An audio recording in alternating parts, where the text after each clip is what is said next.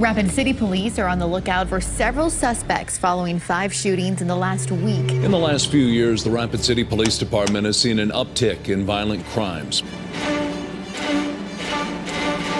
Dude basically said, hey, I'm coming back. I'm shooting up this whole show. I had to pick my brother up after he got shot, you know? I never planned to be 50 years old, ever. I thought I would be passed away way before that, you know?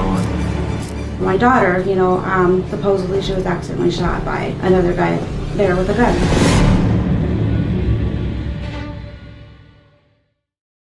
At first, you might guess that South Dakota is a very safe place, and that's up for debate. Nationally, it's actually ranked somewhere in the middle, and it's more dangerous than states like Kentucky, Florida, and Illinois. Now, for most South Dakota citizens, it is reasonably safe, but if you are a Native American man, it's a different story altogether. You see, Rapid City is South Dakota's most dangerous city, and Pine Ridge is the most dangerous reservation. And together, these two share kind of a strange relationship. It's kind of like Chicago and Rockford, where you have gangsters going back and forth to flee from the law. And in Rapid City, shooting has been on the rise, and most of it is tied to native gang activity. And here's another interesting fact about South Dakota. It is arguably the most incarcerated state in the country. Some estimates say that up to 7 out of 10 native men will serve at least once in jail or prison. And although natives make up only 9% of the state population, they make up nearly half of the prison and jail population. To investigate this further, we head to Rapid City and we dig into the trends of violence and incarceration. We meet with guys like Eric, a man who has served decades in prison and now is out advocating to stop the cycle. Vinny, a local rapper whose brother was killed at one of his recent shows. And of course, to really get into the mud, we make a stop at a local trap house. Join us as we go boots on the ground in South Dakota. Quick announcement, folks. New shirt dropped on the site. Low key in the front, big dogs gotta eat, and busy in the back. If you want to be one of the If you want to be one of the first to get your hands on this shirt, link is in the description, and rep the channel. And now, back to the video.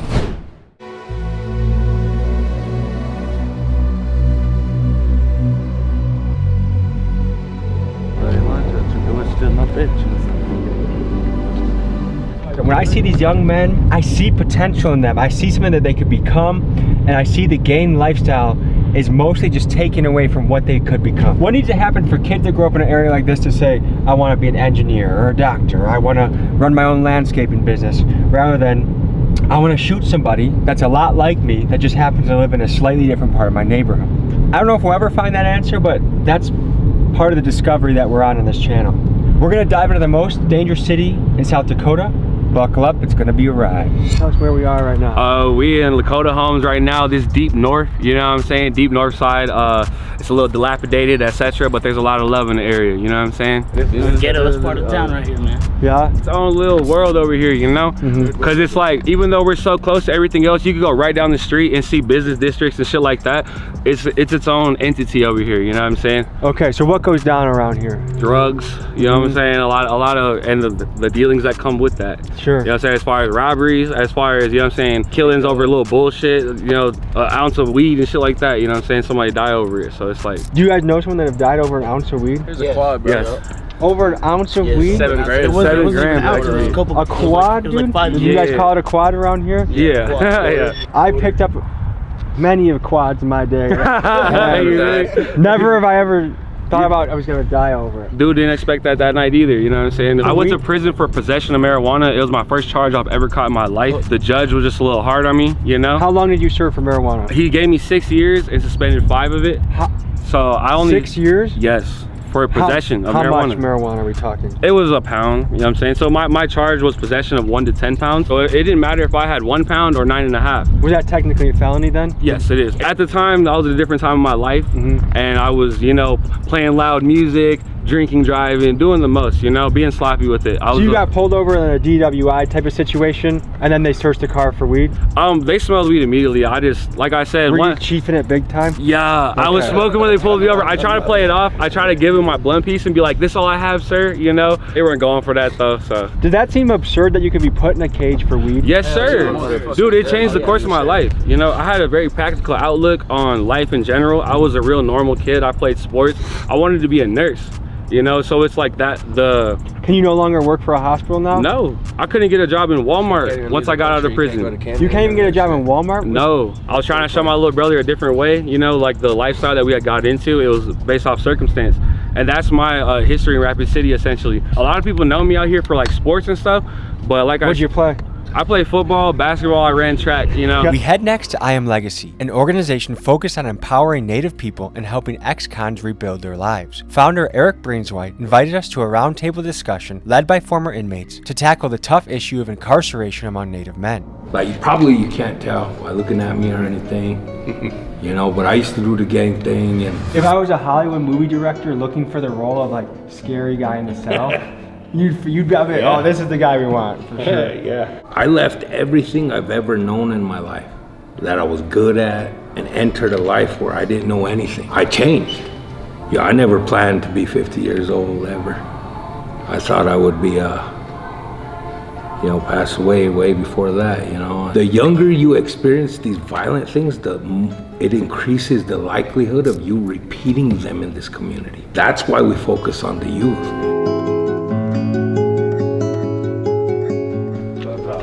One of the things is to help these guys, you know, kind of redirect their aggression a little bit. Yeah. So you come in here, tire them out a little bit, put them on the weight, healthy choices, healthy options. We also do drug court.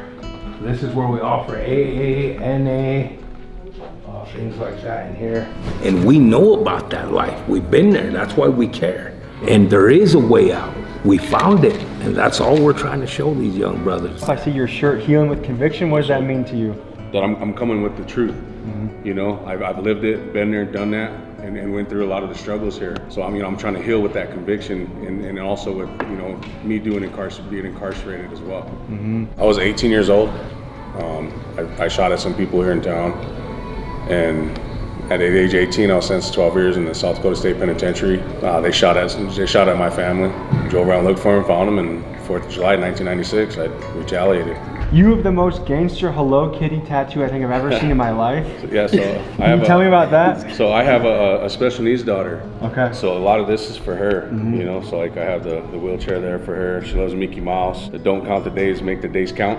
When we found out that she has a rare brain disorder, they told us she wouldn't see her first birthday. So we marked the date when we were told that. And that was in 2011? Yeah, grateful today she's 13. My first son, I wasn't there, incarcerated. I missed his birth, and you know, just wasn't in the relationship, you know, there. And meet my wife, and with Alejandra, our daughter with special needs, I learned to embrace that, you know, I needed to fully protect her. For me, quitting drinking is what helped, to be able to get up if she's having seizures, to be able to get up, you know, at a drop of a hat, to assist her or assist my wife in her cares. For me, it was the murder of my brother. He was down there at the Teddy Sports Bar and he was shot and killed. Calling me and asking me to come hang out with him at the bar, and I went down there to go see what he was doing. And as I was walking towards him, I heard a gunshot go off, and then my cousins told me it was my brother, my little brother, and it's just, ever since then, after the past 3 years, I've just been getting incarcerated in and out of jail. I'm using my past as a tool to help better these children. Adults can't teach old dog new tricks, but we can save these kids. And by saving these kids, we can save this community. Did about 18 years in prison. That's a long time. Where I grew up, Dakota Homes, in the hood out here, it was kind of almost like an expectation at some point. You know, hey, you might end up going to prison. You know, from our neighborhood is drug and alcohol related. Every single felony, every single charge. So non-violent offender. Non-violent, all non-violent. I'm a 9-time felon. What brings you here? I'm the youth navigator now. How'd you get here though? In 6th grade, I got in some trouble at school. You know, Eric used to be the diversion coordinator here in Pennington County, so I was his first ever youth to go to Legacy. What'd you get into as a 6th grader? A fight. This little kid called me a name, and I have gay uncles. It was a gay slur. I think I can guess what you're thinking of. Yeah, and I reached in my locker to grab my backpack, and he slammed the locker door closed on my hand. I reached up with my left hand and I slammed his face against the locker, and I grabbed him up by his backpack straps and threw him across the hallway. I started kicking him while he was on the ground, and that's how I met Eric, and I've been coming back ever since. I was like 11 or 12. Now he's 16.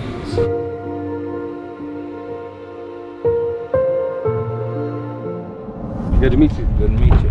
big, bro. What's happening, bro? Hey, man. What's up, man? How you doing? All right. It's good to see you, man. Water, man. Hell yeah. Yeah, we legacy. We're deep up there, the homies. Yeah. We I got respect that. everybody from every clique in town. I respect that for sure, because there's a lot of people that, you know what I'm saying, older folks that lead the youth astray. I feel you, bro. And that's what I'm saying. It's like they don't know no better when they're that young. Nah, like man. we grow up in the shit we see, like we think it's normal, you feel me? Then you grow up and you have your own mind now, and it's you know like, what? I want you guys to know how important you are to our people, man. Word. We don't need you wasting your lives on dumb shit, man. Word. You know what I mean? Don't get caught up doing dumb shit, man. But Put your time into statistics this. say, Put your time into that. absolutely, man. Yes, sir. Right there. Yeah, Right there, man. What does that mean? For your sacrifice. Hey, tell them what it means. Tell them what that means. No, it's from Sundance. Ceremony, bro. Ceremony. Oh, the where you put the Piercing. Yep. Sundance ceremony is basically a women's appreciation ceremony. We're showing appreciation to the women because the women get their blood every month in like Queens of Slate. That's our way of cleaning slate. Even going into Ilipi stands for a sweat lodge. You go in there and pray. You're going in there to be cleansed. You know, cleanse what you be doing out here. You know, all those gangs and drugs out here because there's not much opportunities for youth out here. That is another Picture factor. you, bro. Oh, this is my little brother. Is it? He passed away in man, 2022. I heard about that, bro. Yeah, Sorry, man. He passed away in 2022 due to gun violence. That was our first show we ever were gonna have in Eagle Butte. It was gonna be a great turnout, you know. There was nothing but unchies and kids out there. There's free food, you know. Like you never really see like 50 people out there for the openers, but that first person I was out there, there's like 50 plus people showing love, you know. We were gonna go on last, and there was a boy that was threatening to shoot the show months before, and we didn't really take it serious, you know. We didn't even reply to his threats or anything like that, but it came down to the day of the show, 90-degree weather, and he's in the crowd with the same bag on that he's showing his gun on Snapchat every day, and with a mask on in 90-degree weather, you know. So I came and I tried to speak with him because I know what he was saying, and when I came and tried to talk to him, he got real abrasive and was like, why are you trying to check me? Get away from me, boom. And I'm like, look, man, and I grabbed his bag and I pulled it to me. I felt his gun and I said, what are you doing here? Why are you here? But he's like, just get off me, get away from my bag. I don't want to freak everybody out and be like, hey, he got a gun. So whenever the security comes up to me, I say, hey man, he has a gun. He's like, are you sure? I'm like, yeah, I felt it. So he tried to escort dude away. Dude basically said, hey, I'm coming back. I'm shooting up this whole show.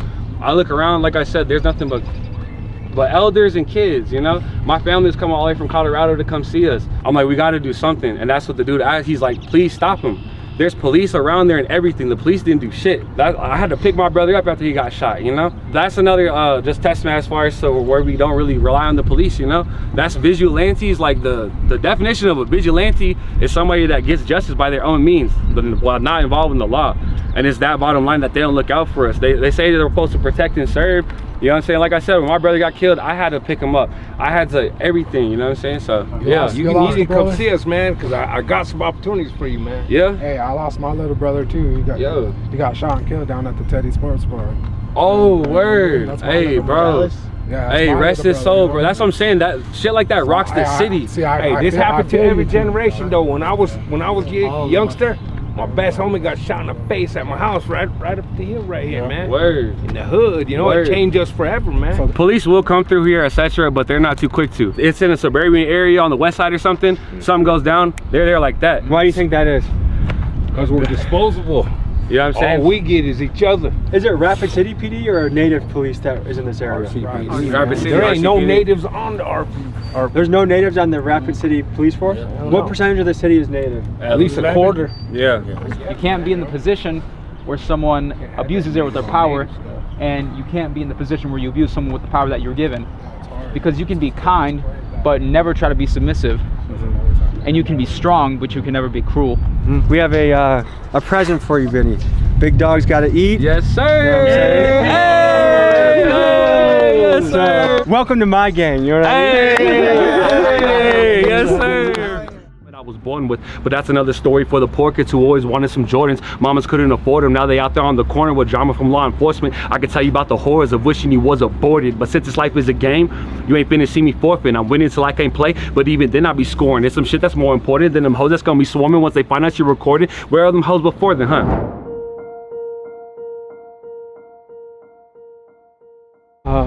We're coming up to a grief meeting for moms that have lost sons to the street, I presume. This is gonna be kind of a tough conversation. Nice to meet you. Nice to meet you. How are you doing? Good. So we're covering sort of the streets, the gang life, and also just gun violence at a young age. What have you seen as a mom in Rapid City? I've seen a lot of violence and a lot of killings. Not so much when I was growing up. There was, you know, here and there, nothing like today. You think it's worse now? Oh, definitely. Okay. There wasn't as much guns back when we were growing up at all. You know, everybody has a gun these days. Are the guns in South Dakota in the hood, are a lot of them legal or illegal guns? You guys know? Illegal.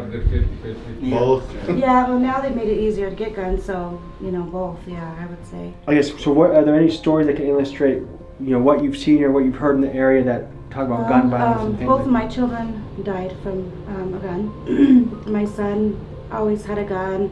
My older son, he always carried a gun. He's not anymore. He's 31 and a dad now. What brought him out of the gang life? His kids. Now, gangs can be really attractive for a young man, right? Why do you think that is? And do you think it actually brings any benefit to their life? I have my oldest son who I kept in every sport available. He didn't have time to do any of that stuff.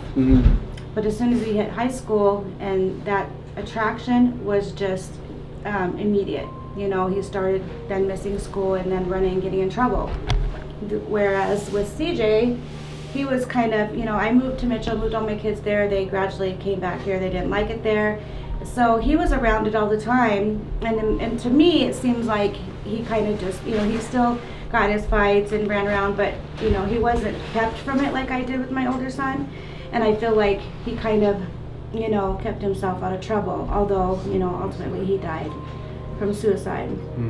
And then also my daughter, you know, I probably never know the real true story there, but you know, supposedly she was accidentally shot by another guy there with a gun. I feel like teenagers, when they want to get into trouble, they find a way to do it. Right. Even if you have strict parents. I know firsthand, I had the strict parents of my friend group, and we still found ways to get into trouble. But do you think gangs offer anything positive? Because to me, when I look at it, it just seems like when you sign up for that lifestyle, you're pretty much signing up for incarceration or death, or you might be rich at certain points when you make a play, but for the most part, you're going to keep losing that and have setbacks. Did you think it brought anything positive to your son's life? No, and he had a good home life. You know, he had me. He didn't actually have his biological father in his life much, but once I got married, he had, you know, a stepdad, and he did not have a family home life. I know, like, if you ask like hardcore Republicans, they'll say like the reason gangs happen is the absence of fathers in the household. What do you think about that? Well, I was lucky enough to have a dad. Like I said, my older kids, their dad was never really around. I know it makes a difference, obviously, but it seems just to be so common now that I don't think most of us that have grown up on the north side really give it much of a thought. I mean, I can't speak for anybody else. It just become kind of normal and ingrained. Yeah. There's a lot of young men, some of them with shiesties on. What kind of advice would you give to them as they're pursuing some of their options in life? Well, you know, and I've gotten to have a lot of good relationships with a lot of my kids as their friends since they passed away. I see things a lot differently now. I mean, I would give anything to have my kids back, and, you know, obviously I would never wish this on anybody, but I do think it's humbled me in a way that I can relate to them more.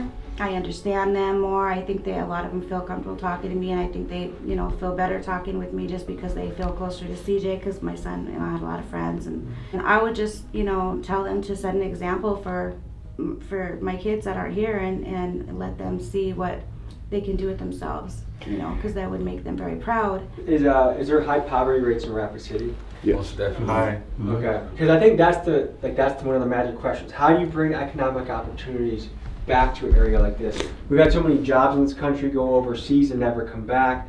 So, like, to me, that's the thing, is like, how do you reverse the wheel that is spinning? I think Kenny is a good one for this question. He owns this business, and he's hired several people. And he might have some input on that, just because he's given people multiple chances and still does.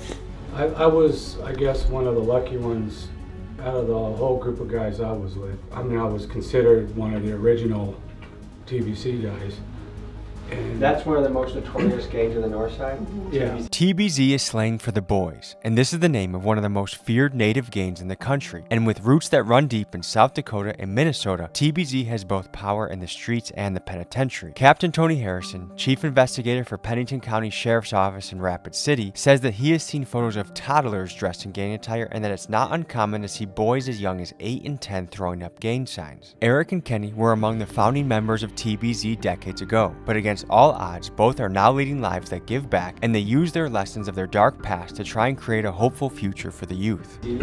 So they got, yeah. So you got my brother, and there were several of us. It started out with like over a dozen of us. Out of all of, I mean, almost every one of them went to prison but me. How did you avoid prison? Well, I think, you know, one of the things that stuck in my head around that time was my mom. My mom started going to meetings. She started going to AA meetings. And at that time, I used to look at her like, oh man, she must be really messed up. She's got to go to meetings. She's got to do extra things to stay sober. And my whole thing was backwards that was when I was in my drinking time too. And for me, it was like, that was one of the things I came back to when I did sober up. And it was getting in a relationship at that time that helped me kind of come out of that rut. And then kids, that was the other thing. And that kind of opened my eyes up to my drinking and my drugging. And one thing led to another. And next thing you know, I've been doing this for over 30 years. And that's what keeps me motivated, is my work. And throughout all that whole time, I've stumbled a few times. I went back out there and tried it again. That lasted a short time, but I knew what was better at that time. I guess that's the core of it for me, is getting some kind of a structure in your life to go to, your positive. And for me, it's meetings, my business, my relationships. You know, today it's better, but it took me a long time to get to this point. It's amazing how many times it can take doing the same shit over and over to learn the lesson properly. Yeah.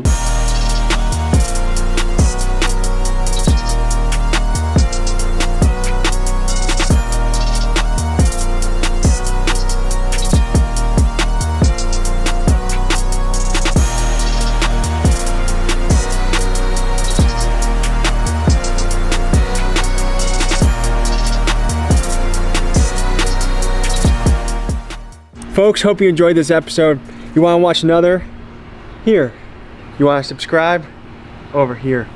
See you next week.